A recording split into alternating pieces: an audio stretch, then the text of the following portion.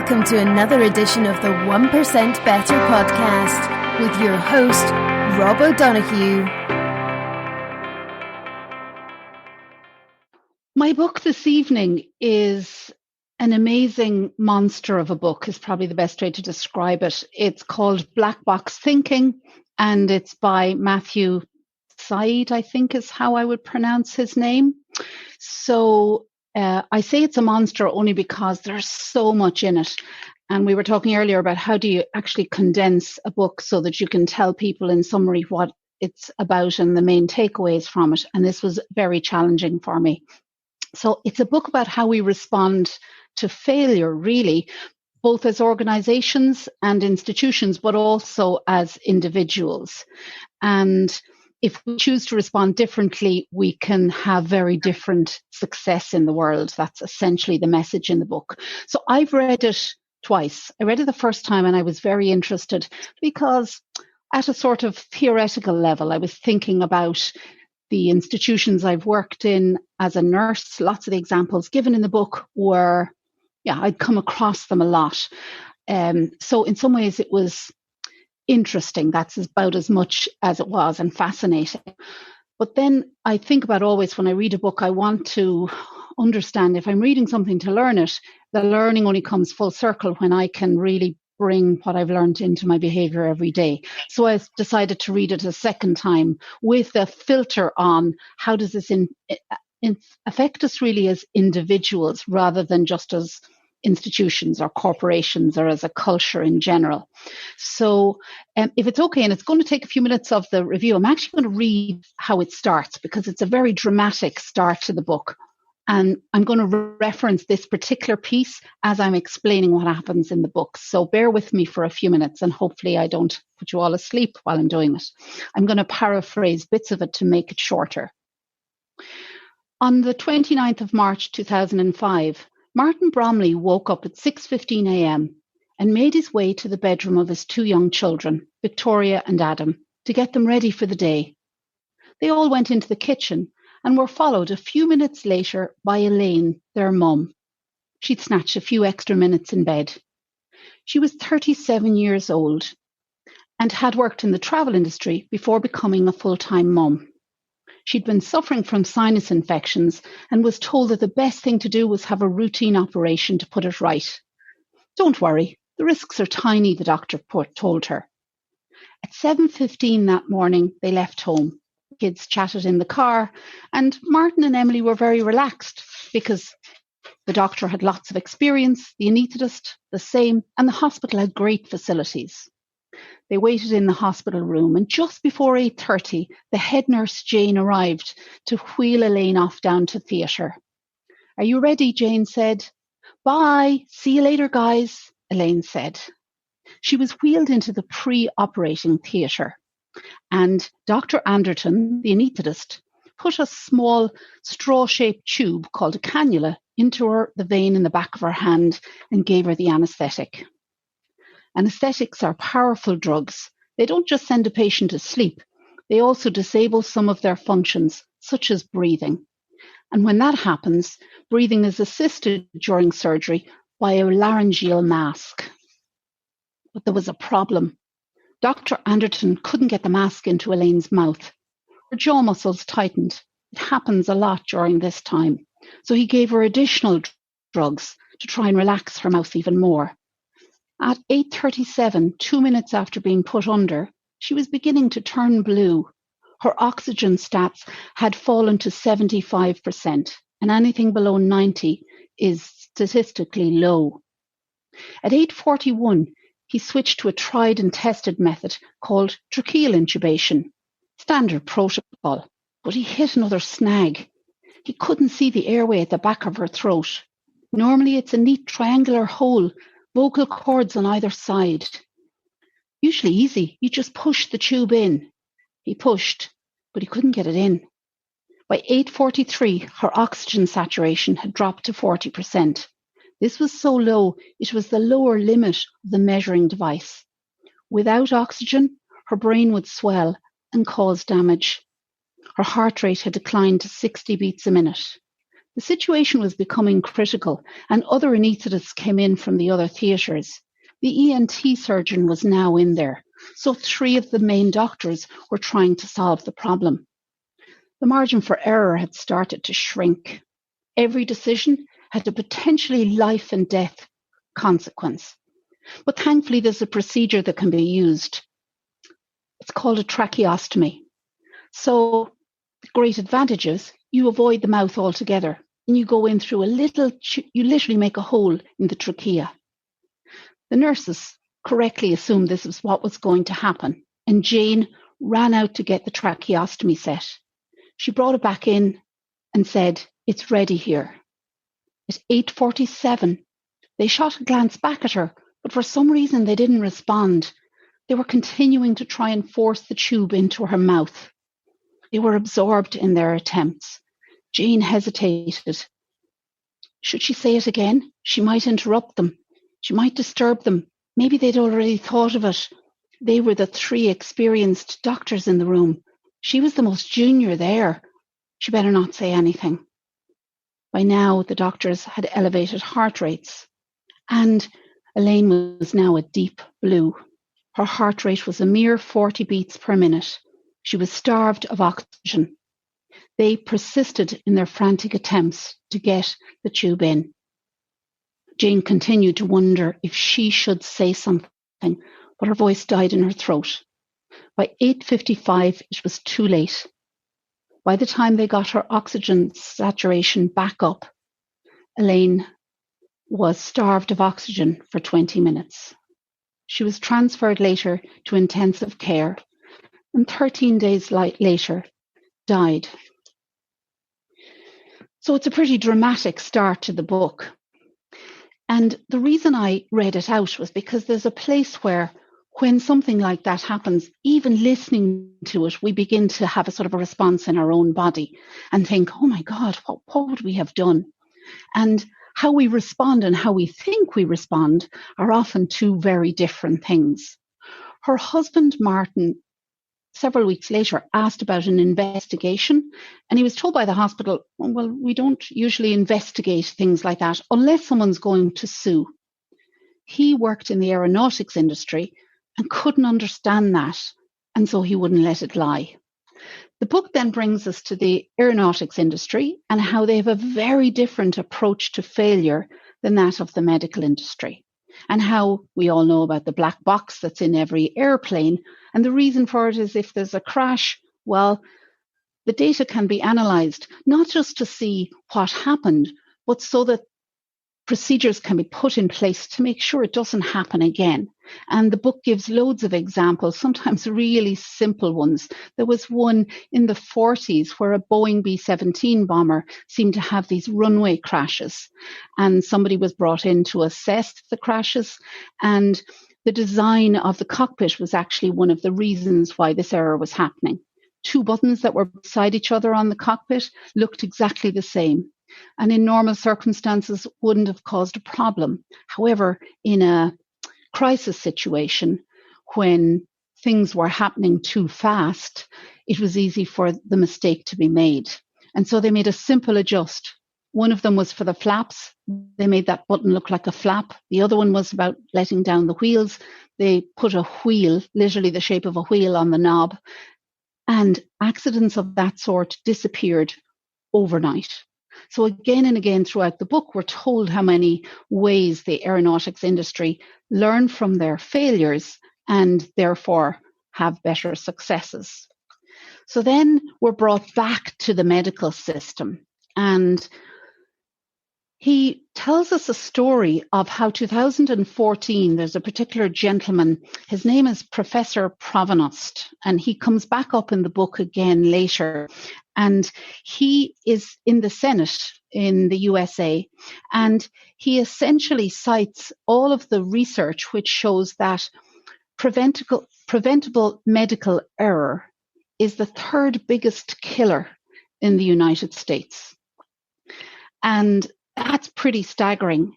And also, the figures are similar in the UK.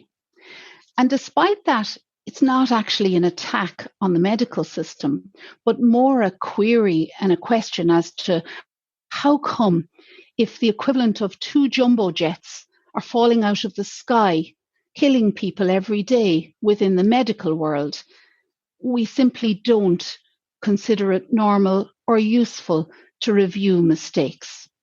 And that is part of the story of the book. So then it goes on to describe, which I thought was fascinating, and I'm going to ask you to think about even your own response in your body when I was reading out the excerpt at the beginning.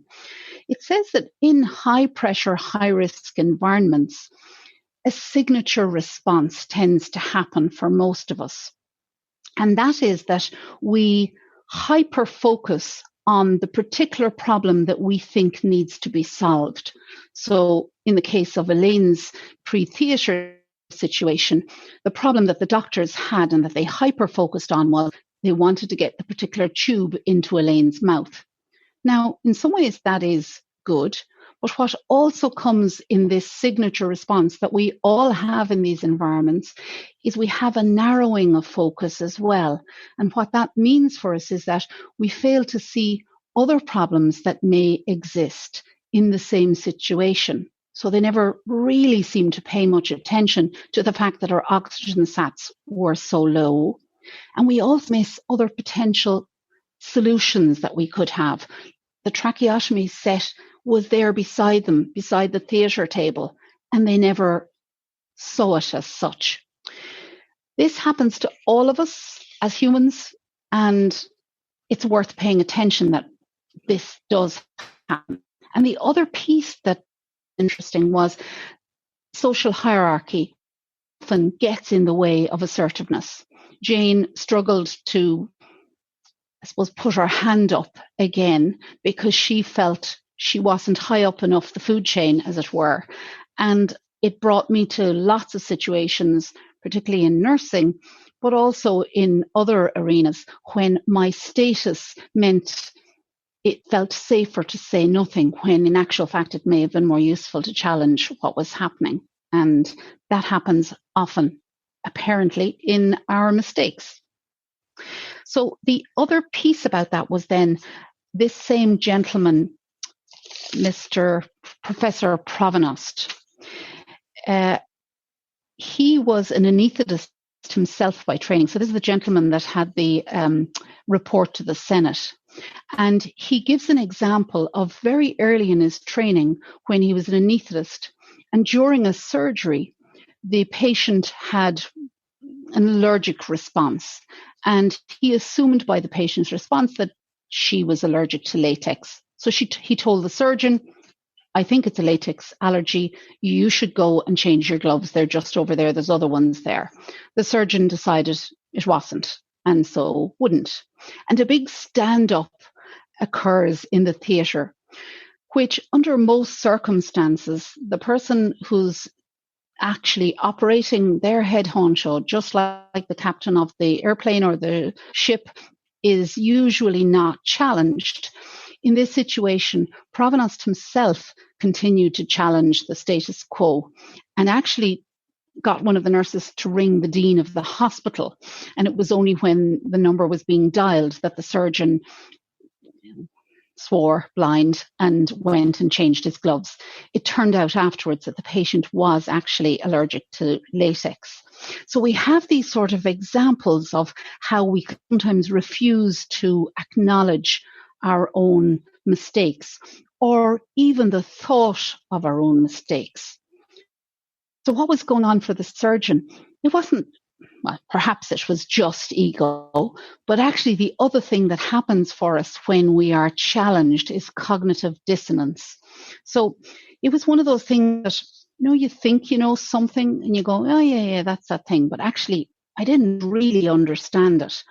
It happens to every single one of us when two values or beliefs that we have are in some ways at odds with each other. He gives an example in the book, a very simple one, of while he was writing the book, he chose to join a gym on the other side of town. It took about 30 minutes to get there. And his wife at the time said, that might be a bit far. You might be better to join the gym next door. But he had decided he wanted to join that one, and don't be telling me what to do sort of thing. And so over the course of the following few months, it took him longer and longer to get to the gym. And he began to not go and not turn up. And it took him one whole year before he, I suppose, changed his approach and realized actually it would be just easier to go to the gym next door. So that's one example of how when we think we're right, we don't want to be budged on it. That's a fairly simple one, but it can also be pretty significant, as in have significant outcomes. And he brings us then in the book into the judicial system and how you'd imagine that with the arrival of DNA testing in the mid-80s, that the judiciary were delighted because now they had a tool that could definitively put someone in jail. And so they were.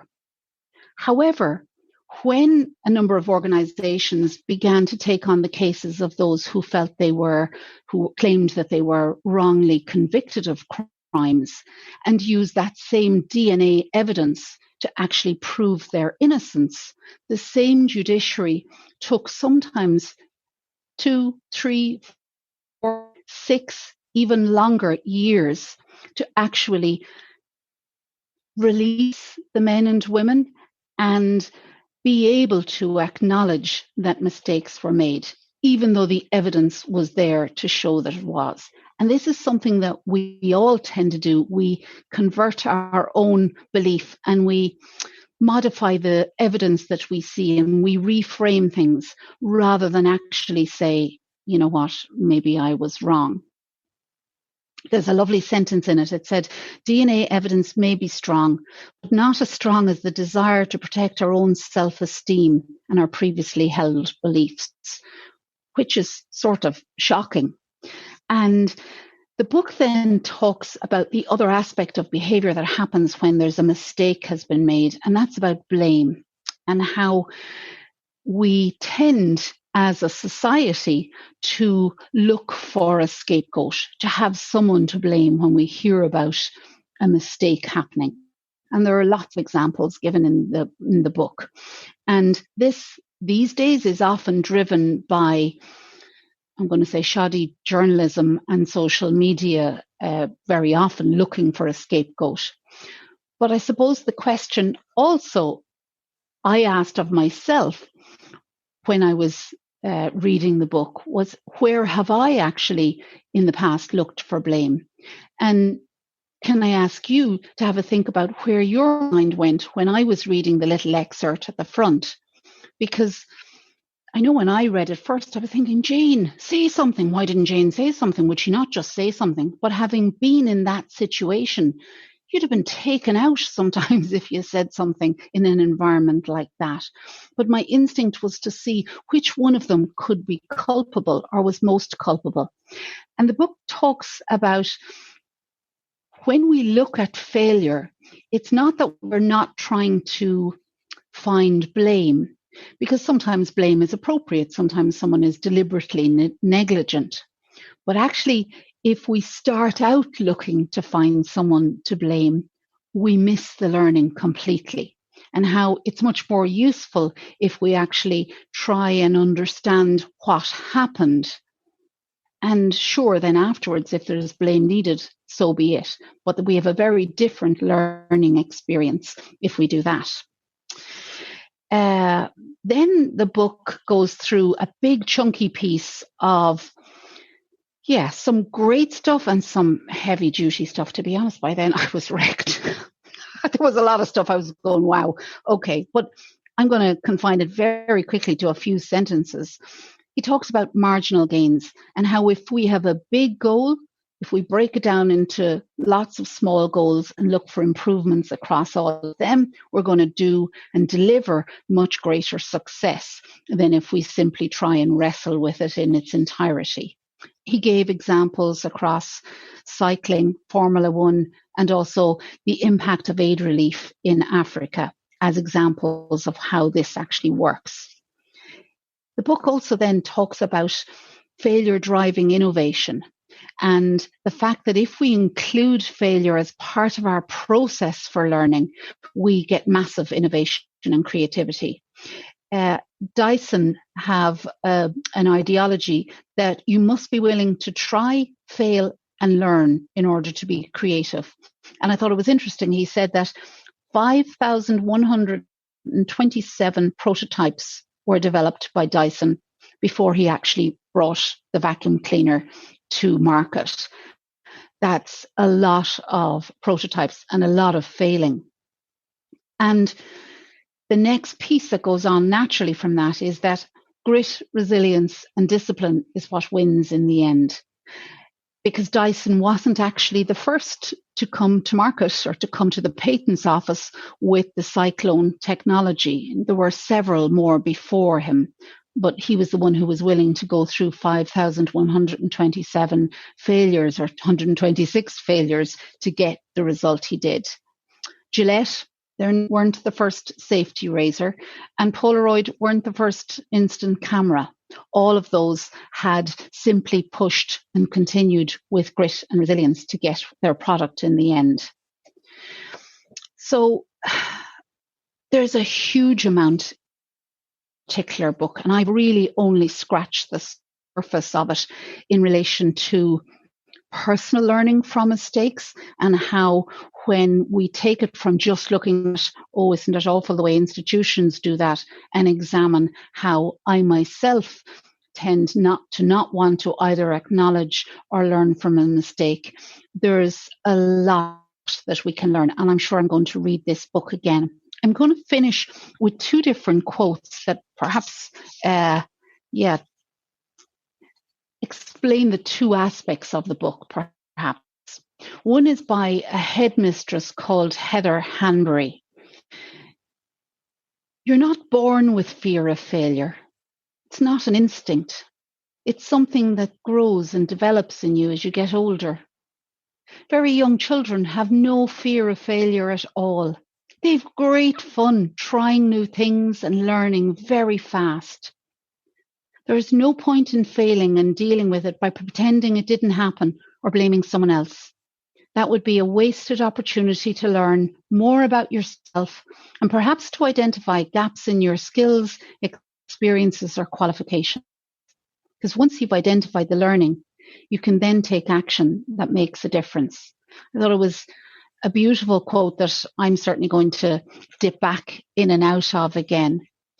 And then just to finish, Elaine's husband, Martin, continued for very many years working as a volunteer in an organization that encouraged the medical system, and still does encourage the medical system, to view adverse events and accidents as an opportunity for learning rather than something to be ignored or couched in words that he was told, which is, it's just one of those things or an unfortunate complication.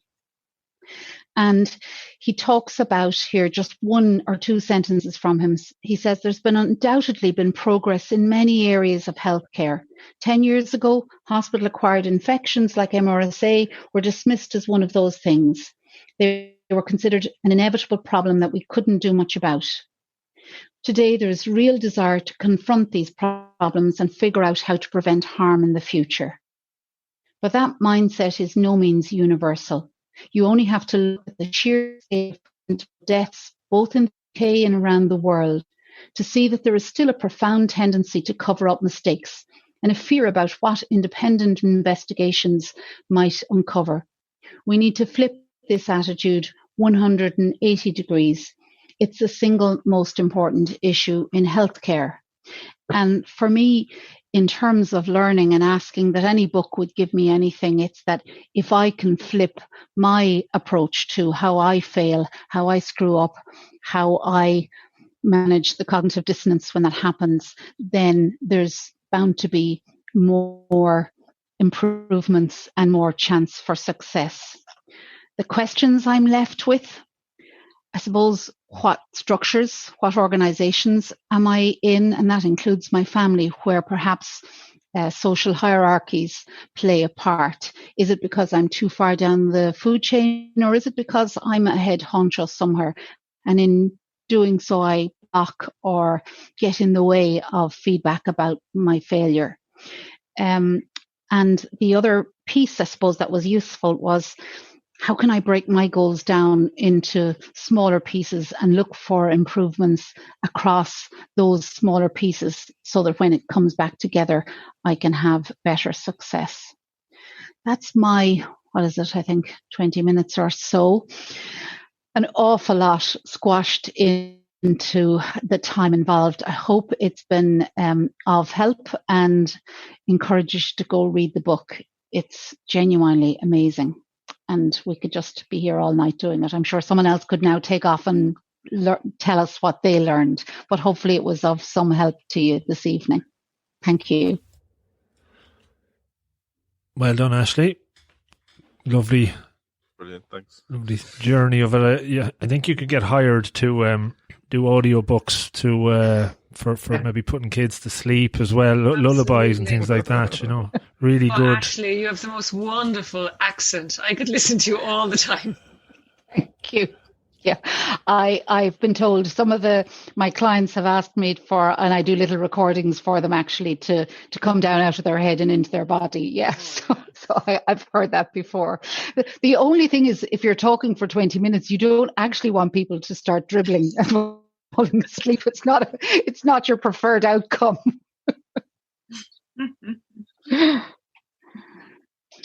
Any questions or comments, or has anyone else read the book, by the way? Actually, for me, I thought it was magic. I read the book, but it's kind of, you've almost prompted me now to even go back into it again, because, as you said, there's so much in it. But it's after wetting the appetite a bit.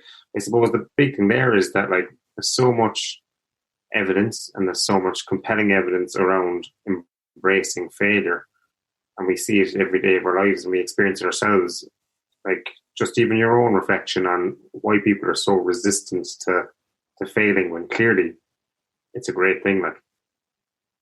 Well, I think that's why the quote from that headmistress was so poignant. I thought, when you see a 2-year-old learning something, they're not shamed, because I think shame, and I think it obviously depends from culture to culture, but shame is a great old one here in Ireland, So they're not, that they're, as she says, they're delighted and they'll just keep trying, and they might get frustrated that we tend to associate with failure when we're doing adult stuff. Yeah. And what advice would you have for anybody who's maybe just holding themselves back a bit through fear of failure? Well, my head hack always is to get over myself. It's why I put my hand up to do this. And then I was going, oh my God, why did I do it? Mostly we're in our own head wondering how we're doing. And yeah, so all of the time, I know for several years I considered doing, little videos on Instagram or in those sort of places, Facebook before that. And I'd keep pulling back in case I got it wrong, or I screwed up, or I made a mistake, or it wasn't perfect, or it wasn't exactly how I want. Do you know what? I'm not on CNN. There isn't a global audience. Get over yourself, Ashleigh, and just give it a go.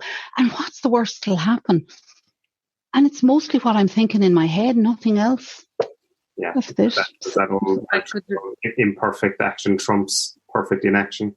Yeah. Completely. Actually, I could relate a lot to what you just said, that for years you've been putting off the little videos, and myself been putting off for 5 years, something I wanted to start doing. And the advice from so many great people, intelligent people, is that you just have to do it because it's in your head. And if you think that there is an even small nugget of value to your audience, just do it for them, not for yourself, because you're afraid to be out there and not being perfect, not being slick.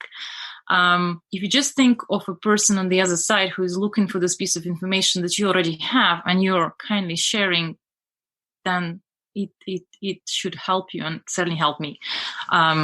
So yeah, I could relate to it. Just do it. Just kind of stop being afraid of failure, and you get better each time. And the way you told the story, I could just listen to you for many hours. The beginning was I could literally wasn't breathing. It was so such a culmination of what's going to happen, and yeah, so brilliant. Just to sum up. The way you tell the story, the way you got over that fear of putting yourself out there speaks for itself. Thank you. How old is the book, Ashleigh? You know what? I had it somewhere where it was. Let me see. Was it, for some reason, I have 2015 in my head or 16 in my head. Because I have a memory of but it's way before that, might be 10 years ago, someone saying, very similar to your story, the crossover, the learning from aviation into medicine, where pilots are great for checklists because they don't trust, rightly so, they don't trust themselves, that they'll forget something very vital. So the checklist is ingrained into a pilot from the start. And then maybe the surgeons might have better opinion of their own abilities, and they think they look down on a checklist as being too simple a tool. But I think it's been proven that bringing simple checklists into the operating theatre, following the aviation model, is a big improvement in safety and reducing problems. Yeah. And the thing is, both of the industries are complex. As someone, and I worked in theatre, and I remember, it's 200 years ago I worked in theatre, but I remember at the time when it came out about, that you would write, L or to indicate. And it seems so simple. And I remember thinking, because that's so obvious, should it hardly take off the wrong leg? But wrong legs were amputated. Yeah. It sounds funny, but it's not like they were. And it's often the simple and the obvious will make it easy.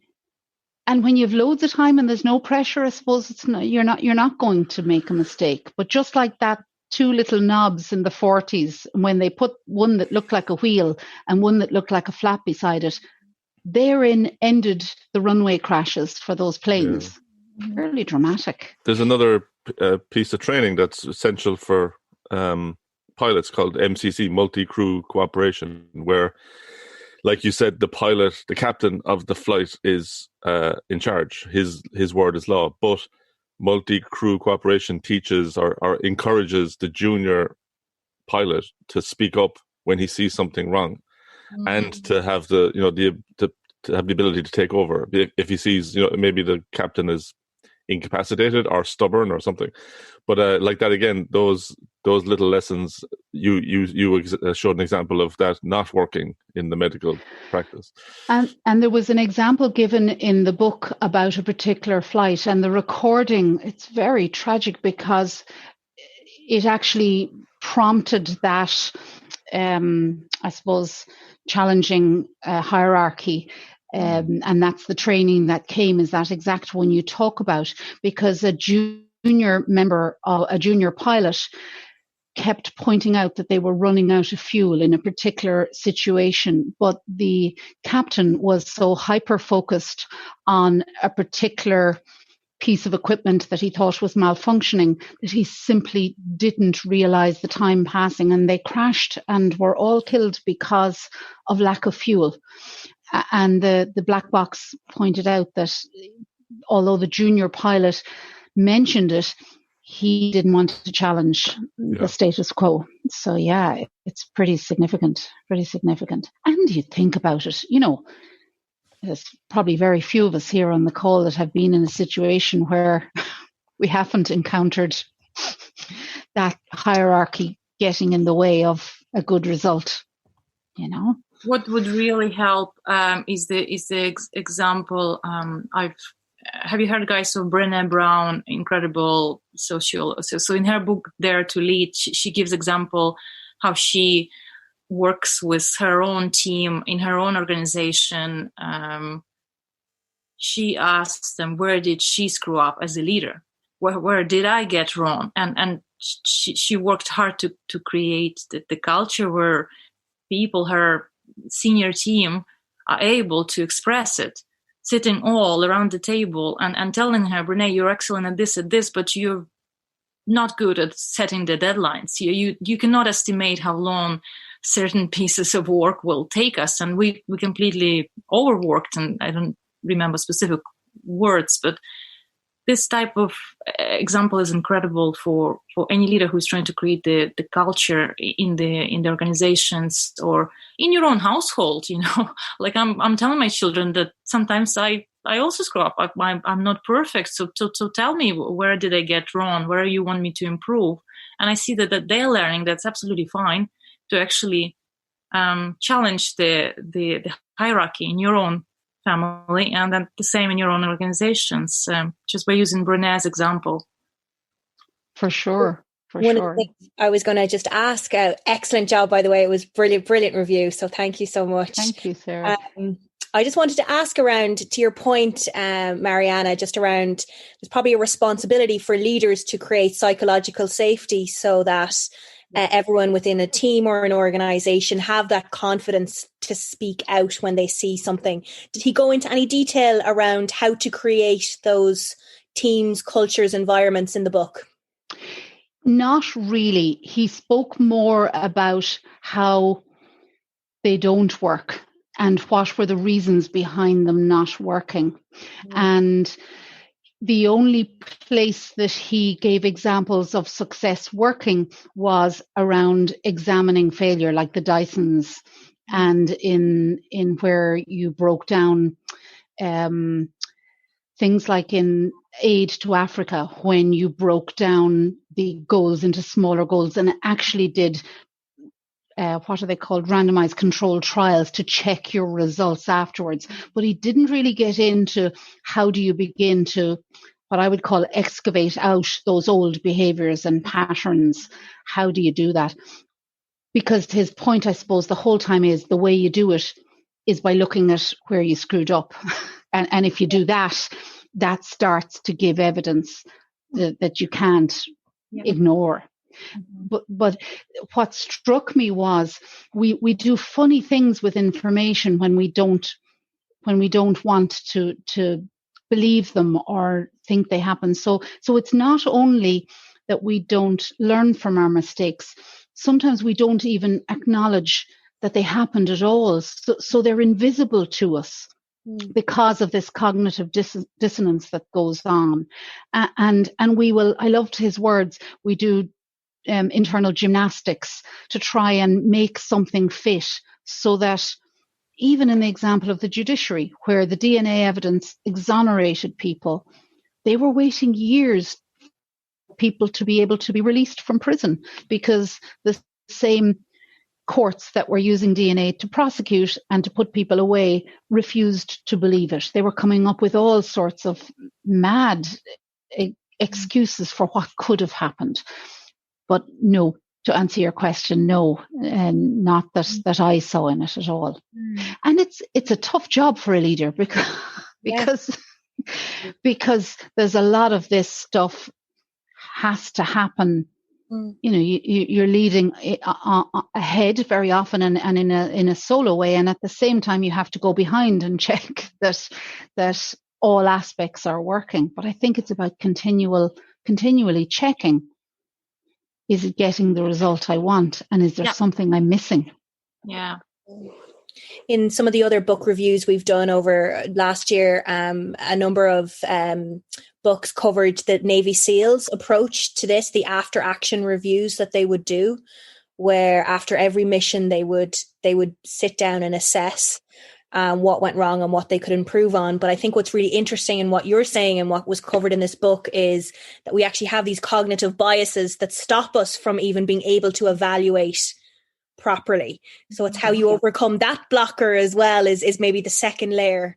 That's only doing it the reviews well. Then you have to create a culture where this is all okay. So there's a lot of steps to this. There are.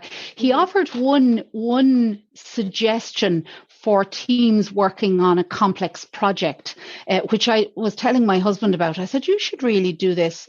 And he called it a pre-mortem.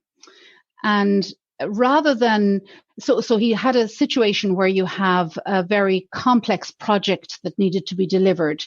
And at a certain period, not immediately before launch, obviously, but at a certain period in the life cycle of the project, as it's a huge amount of the work is done, he suggested that it was useful to bring all of the parties into the table and ask them, if you could imagine that this project has now gone live and failed miserably.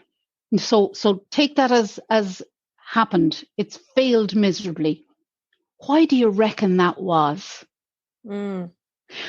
Now, the reason why that way of asking the question, you see, if you ask it, how do you think this might fail? Now I have to put my ego on the line, or perhaps some of my performance on the line, why didn't I bring this to you before? If, however, you presuppose that this has launched and it has failed miserably, you sort of take that bias or that ego piece out of the way, and you say, give us your tuppence halfpenny worth there and tell us, if you were to put money on it, what do you think was the reason it failed? Mm-hmm. And taking that slightly, you're past the event, and it's only hypothetical. You allow more openness, apparently, and people are more likely to say, well, actually, I always said there was a problem with the... That's a very good point, Ashleigh. It's quite often how you ask and in what tone you ask. And then once you get those right, you can ask anything. That I've heard it from few sources, don't remember the name.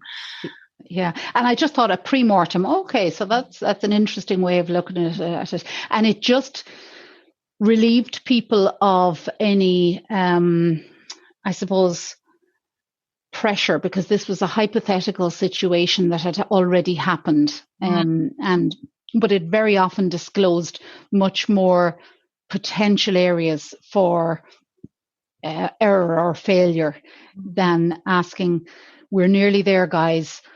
Is there any gaps that we think we have?" We're not likely to put our hands up to that. On that point, very interesting. I was talking about this actually today. The project management as a discipline is changing. The exam that we professional project managers get evaluated, get certified is changing this year, where the linear model, where you would have your cycle and you would see the product close to the end after you've gone through so many stages, requirement gathering and all the rest. Now it's very much half of it has to be the agile hybrid Scrum type that you guys just referenced, Navy SEALs, retrospects. There are names for those methodologies, and it's all down to breaking down the complex into the smaller pieces and seeing those smaller pieces for almost at the beginning of the project, just to show me the small piece of a bigger piece, so I can see whether we actually head in the right direction, rather than 2 weeks to go in live with something that is not going to work, So, that's my take. And I think it's what, Sarah, you're mentioning about too. That's the challenge of leadership, because you have to be at big picture level and at big picture level, while at the same time, hopefully have a team that's at small picture and detail level that aren't afraid to communicate to you about what's actually happening, as opposed to what you want to hear. Yeah. Niamh has just written a comment in. Will I read it out for you, Niamh? You said you didn't want to come off mute. She just said...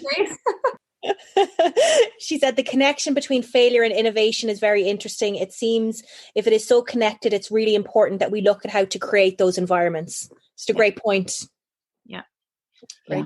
Yeah. On that, if I can comment, guys, again, back to the Brenner, and then there's a fascinating talk on the Netflix, and she's asked quite often by the top CEOs of the companies in the world to come and give a talk, and she's asking, what would you like me to talk? And quite often they say, well, talk about the innovation, but don't mention, being being kind of embracing the failure and all that. Just go with the kind of we want people to innovate and be creative and give us a lot of value. And she said, I will not, because those two things inseparable. And then she talks about the soldiers and battlefield, and do they actually when do they feel most afraid? And quite often they feel afraid the time when they also feel brave and courageous. And so yeah, they are two inseparable. Back to Neve's comment. Yeah. One of the things I remember hearing, and I don't know, I can't credit the source. I remember hearing that we all feel scared, and we sometimes wait to feel brave.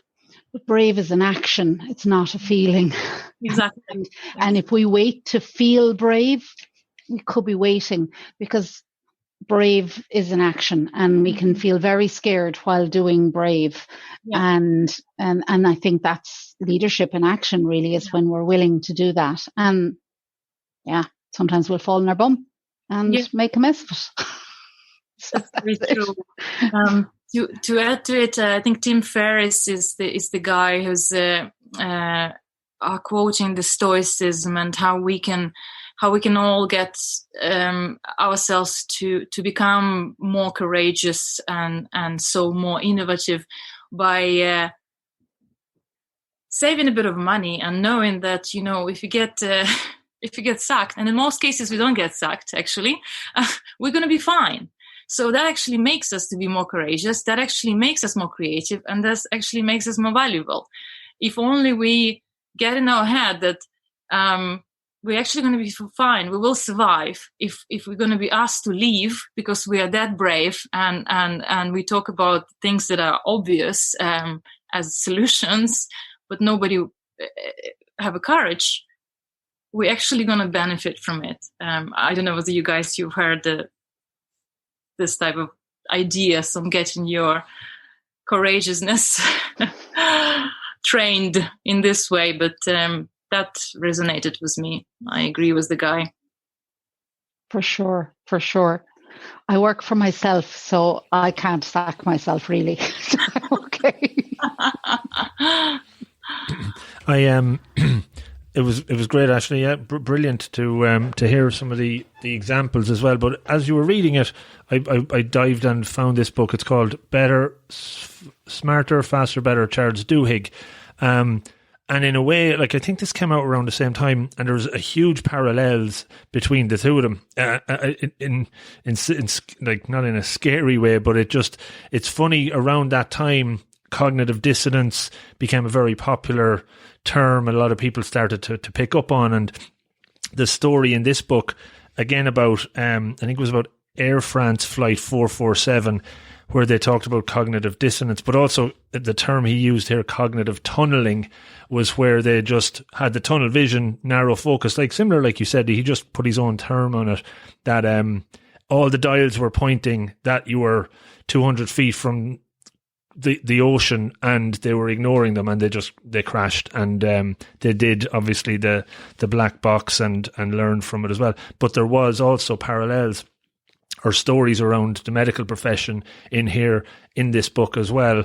A different story, but again, I don't know if it was related to the trachea, but it was another procedure that was just going wrong, and the nurse could see it in plain sight and just didn't speak up because of the social hierarchy, or just didn't have the psychological safety, which is, it's mad that that they were so similar, the stories, and both extremely popular books. I would recommend it. And just on that, Matthew Syed's other book, Bounce. Has anyone read his other book, Bounce? That's all. Have you heard of it? Yeah, you've read it, Tech. Yeah, very good. And it's all about the kind of 10,000 hours, the myth around becoming, the becoming at a mastery level at the 10,000 hours, the challenge people face when they choke, when they're freeze on the highest stage as well. Because he himself was a an Olympic table tennis player. He actually got to the Olympics, and he could talk about with experience what it felt like to choke in the biggest stage. So I would recommend that one if you haven't read it as well. It's not just about sport. It's about deliberate practice, effectively, of how you how you go in rather than just free-form practice, how you chunk it up and focus on, if you do 1,000 forehands and 1,000 backhands rather than playing all the time. There's really good stories in that one about grandmaster chess players as well, and how they became, how through pure practice in deliberate ways you can get to that level. So it's not, I think that he debunked Beethoven, that he wasn't just this child prodigy. From the age of 3, he was playing the piano 10 hours a day, and so by the time he was 13 he was a master. So there's hope for us all, effectively. That's what he's saying. That's some nice stuff as well about to Sarah's point earlier about the environment, like what sort of environment do people flourish in. It was something like 3 gold medalists in the space of like 6 houses on one road. All because of the environment was just set up for people to flourish at table tennis. Yeah, really good book as well. Yeah, that was just, and the 2 chess players. I think it was 2 female chess players. Their parents were their father was a grandmaster, and he had twins, or there was 3 girls in the family, and I think they all became grandmasters. Which again was, I think he had a bet on at a very early age that they would, and they did. So just fascinating stuff. Beck and I were actually on a Zoom with him on Monday. So he does some great talks. He was talking about cognitive diversity and just the importance of pretty much what you were saying, Ashleigh, about looking at things from a different perspective, and how important it is for each of us to do that, as well as drawing from others. And how challenging it is, because our view is our view unless we force it to be something else, which isn't always easy. Yeah, great. Tips. What's the advice to? What advice could you give to get better in viewing through the different set of glasses? I guess. Well, I think for me, I like to literally put myself in a different perspective to look at it from the viewpoint of someone else. So what it would look like for someone else in that looking on in that situation. And it depends hugely on the situation you're talking about. Sometimes that, even if we do that, I'm still only looking at it with my view. And that's where feedback from someone else becomes jugular, honest feedback from other people. That helps, for sure, because that's how we learn. Yeah. Amazon have a great thing called the empty chair that they have at every single meeting. That's effectively the customer, and the customer sits in the empty chair, so they can really be talking about great innovations and all that kind of stuff. But then they'll always turn to the empty chair and say, well, what would the customer think here? Very good.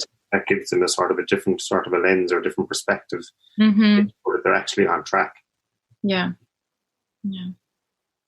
And because somebody coming from a different perspective, I mean, they literally may throw something into the mix that we would have never thought about. If I had thought 20 different perspectives, I may not have thought of something that another human being will see and notice as soon as they walk into the situation. So it's about, being, as you were talking about, Sarah, having the environment that sort of information can come into us and is welcomed in, even if it doesn't tell us what we want to hear. Yeah. As well as leaders managing the introverts that sometimes can't really be the most vocal speakers in the room, but have a deep thoughts and a lot of value to add and different problems. So and will very often have considered it in a lot more detail perhaps than some of the extroverts in the meeting. For sure. I read an interesting blog that became quite popular. I can't remember the name of the guy on the Medium, and the title was how to pinpoint who is the real contributor in your team when you come in as a new leader. And interestingly, the example was given where the leader would ask, say, in the marketing domain, would ask very kind of a dim question first and just see who's going to jump in to answer. It's like, could you remind me what does SEO stands for? Something in the area where people would be assumed to know, right? And then, so the advice was whoever jumps in to answer first, they just want to really show off. And then whoever sits back and think that they're the people that very likely be introverts and got a lot to add, because after the very kind of a easy question, then the second question is very deeply intelligent and requires a lot of thoughts, and that's where the usually people who would jump first would kind of I'm glad I already answered that. So I found the way the blog was written was quite interesting, and because it became so popular and was read so many times, obviously I wasn't the only one who found that approach interesting. For sure.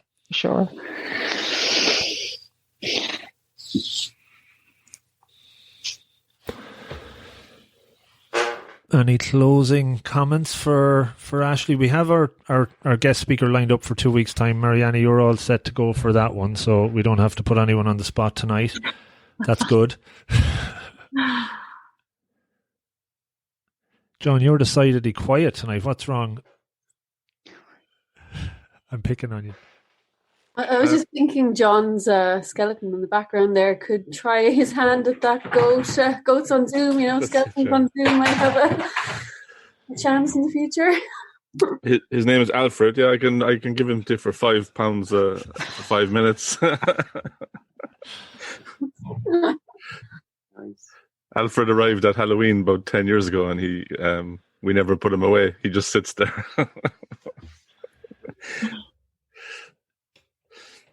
No, I'm Rob. Maybe I'm tired tonight, so that's okay. I'll be fully energetic next time. Very good. So will we wrap it up? Sorry, Susan. I was just saying, what is the book Marianne is doing? Make Time. Oh, Make Time. Oh, I need. Yeah. Jeff Knapp and John Zeratsky, if I remember the name, they were New York bestsellers of a book called Sprint, and that's their other book that became quite popular. I've done quite a bit of research personally to find the book that will make me meaningfully productive, and that's the best I found. So looking forward to present it to you. Excellent. Looking forward to it too. That's good. It'll be great. Well, thanks, guys. I thoroughly enjoyed myself, and hope you found it useful. And looking forward to 2 weeks' time for Mariana. It'll be great. Great stuff. Thank you. Thanks so much, Ashleigh. Thank you, Ashleigh. It was Ashleigh. Nice work. Thank you. Good night. Bye. Good night, folks. Good night. Stay See you safe. guys. See you next Thanks time. for calling. Bye. Good luck. Bye-bye. Thanks, guys. Stay warm. Hey folks, thanks so much for listening to the show. If you enjoyed it, could you please consider helping me extend the reach of the podcast that a little bit further? You can do that in a number of ways. The number one way is to subscribe on your app of choice. This helps me with the chart ranking, leading to more folks stumbling across the podcast and checking it out.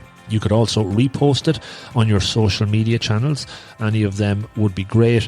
And maybe even tell a friend in person or over the phone. Pick up the phone, give them a call and tell them about the 1% Better podcast. Tell them about this episode or one that you've heard in the past. Any will do. I would really appreciate it. In the last year, we set up a 1% Better Slack community, which you can join for free and interact with me and other members of the community and improve through holding each other accountable and sharing monthly challenges. It's a lot of fun. Check it out. I'm into season 4 of this incredible journey, and the more of these interviews and solo shows that I research, record and share, the better I believe that they get, and more loaded with actionable takeaways that you can learn from. I know I've learned so much from it so far, and it's always really, really fulfilling and rewarding when I hear from you on what you took from it. So do reach out, rob@robofthegreen.ie. And of everybody that listens, 90% listen and enjoy, but only around 10% actually take action, write down takeaways and put them into practice. I am convinced that if we can move that number a bit higher, the listeners will not only make steps forward towards their goals, but they will be more fulfilled and happy and better. Change doesn't happen overnight. It is hard, but it's all about taking the first step, whatever that is for you. You can absolutely do this. Make a plan, be deliberate, take action. Don't overreach. Start with those small incremental improvements, and over time you will see great progress. It's all in the pursuit of betterness. So again, thank you so much for listening. Good luck and stay safe.